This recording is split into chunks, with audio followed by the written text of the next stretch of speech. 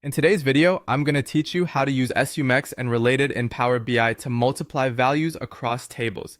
If you're working with Power BI and want to efficiently handle data and calculations across multiple tables, this is a powerful technique to learn.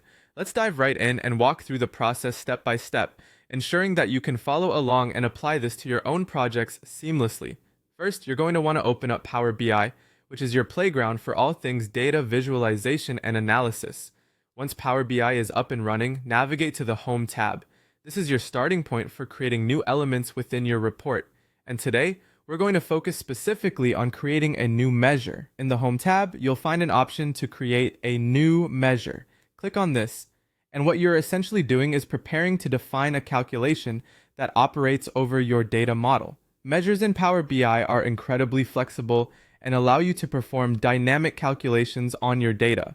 Next, it's time to dive into some code. In the formula bar that appears after you opt to create a new measure, you'll begin typing out your DAX formula. DAX, or Data Analysis Expressions, is the formula language of Power BI.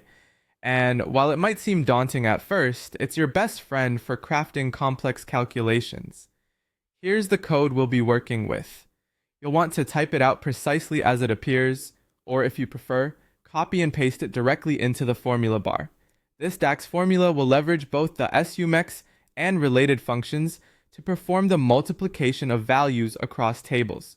The SUMX function is designed to iterate over a table, evaluating an expression for each row, then returning a sum of all the results. In our scenario, this is immensely useful because it allows us to handle operations across different data contexts.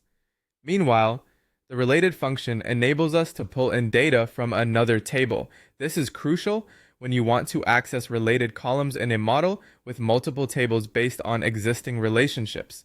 Ensure your data model is set up correctly with relationships between the tables you're working with, since this forms the foundation for the RELATED function to work its magic.